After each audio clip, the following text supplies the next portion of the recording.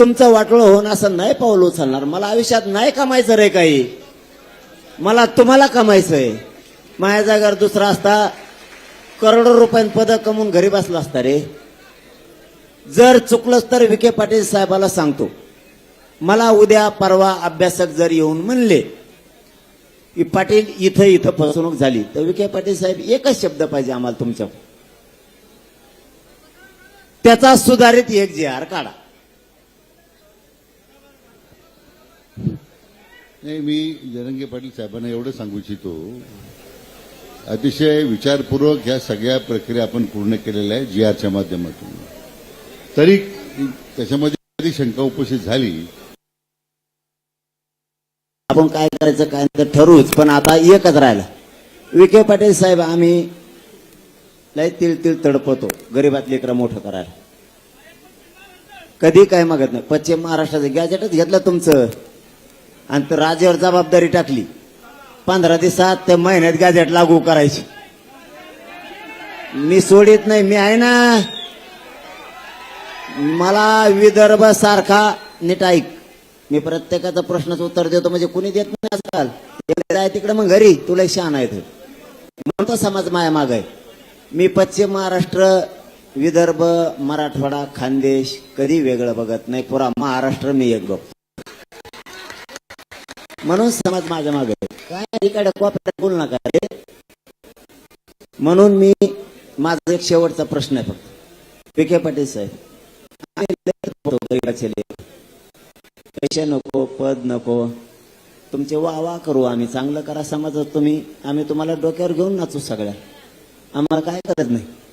आणि ते सामान साहेबाला चांगला माहिती आहे आपला काचका कसं डोक्यावर घेऊन नाचवतो आम्ही.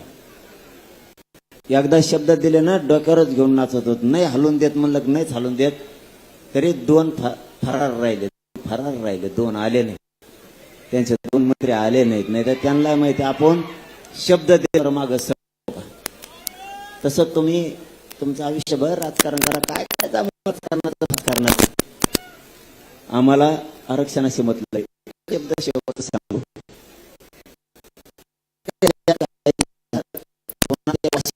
सारखं जर झालं, अभ्यासकाने वकिलाने वाचलंय, आता वकिला सुद्धा तोंड आणि मी डबल जर काही बोलले,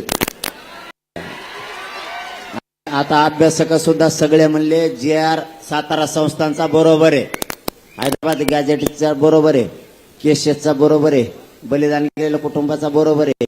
शिंदे समिती सगळ्या आदेश काढली, शिंदे समिती रोज काम करणार, प्रमाणपत्र सगळ्याचे दिले जाणार, 58 लाख नोंदी ग्रामपंचायतला चिट केल्या जाणार, हे सगळं सांगितलंय. बलिदान गेलेल्याचे पैसे आणि नोकऱ्या दिल्या जाणार. पण माझा एक प्रश्न वैयक्तिक राहिलाय, जर 4-2 दिवसांनी म्हणले, 8 दिवसांनी, याच्यात थोडं चूक आहे, दुरुस्ती करा, फसवीचा अंदाज दिसतोय, काय आहे का? कोण वाचायचं म्हणतं? रातभर वाचितो का? मला असले खोडीचे लोक आवडत नाहीत. आधी वाचायला 2 घंटे दिलं, टायमाला कुणाच तरी फोन आला की डबल वाचिते. नका रे, नेत्यासाठी जातीचं वाटोळ नका करू. पण मी सांगतो ना पोराव तुम्हाला, माझा शेवटचा तेवढाच एकच शब्द आहे, जर म्हणले कदाचित असं झालं तर विखे पाटील साहेब तुमच्या घरात जीव दिवस तर मी उठणार नाही.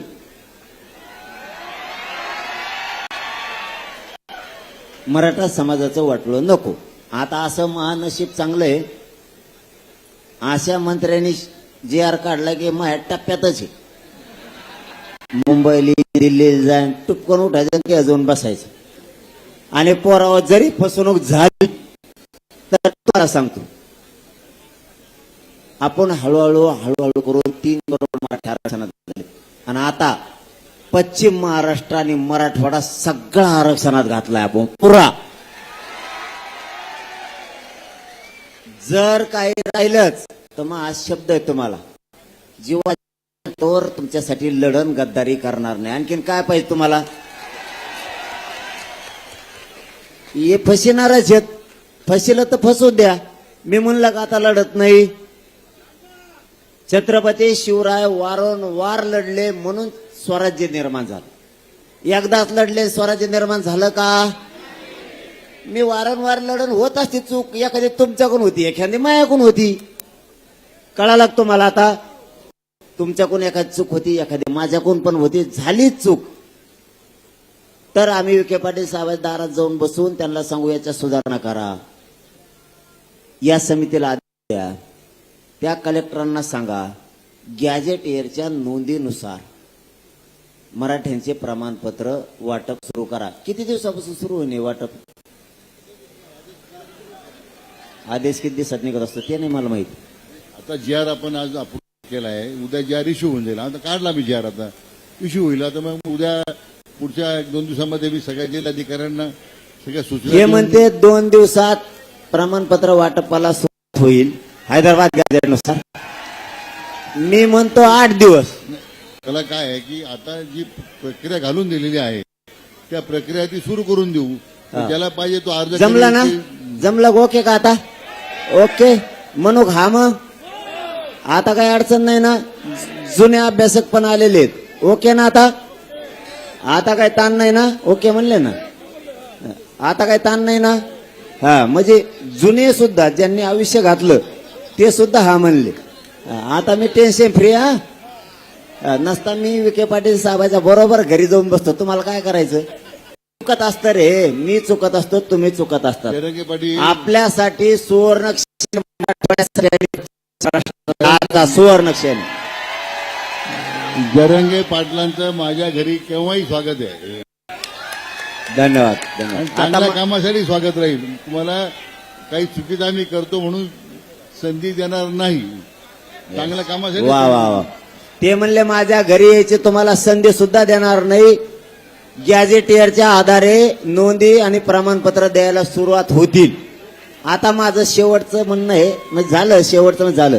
मला वाटतं आहे शांत बसा एक मिनिट. पुन्हा काय बदलाय बोलता उगाच बंद करा, नाही तरी द्या ना फेकून यांना. मला असं वाटतं जी साहेब आता सगळेचे आले, गोरे साहेब, आमचे सामंत साहेब, ते तर आधीच गुलाल लावून आलेत. हा सरनाईक साहेब, हा दंड तुम्ही आमच्या गाड्यावर दंड टाकला, जर नाही माफ केला ना तुम्हाला धाराशिवला जाऊनच देत नाही आमच्या तिथून. माझी एक इच्छा आहे, सगळ्या जणांनी ऐका. मला वाटतं उपमुख्यमंत्री केलं काम सगळं विखे पाटील साहेबांनी. श्री 100% दिलं आणि त्यांची मंत्रिमंडळाची टीम.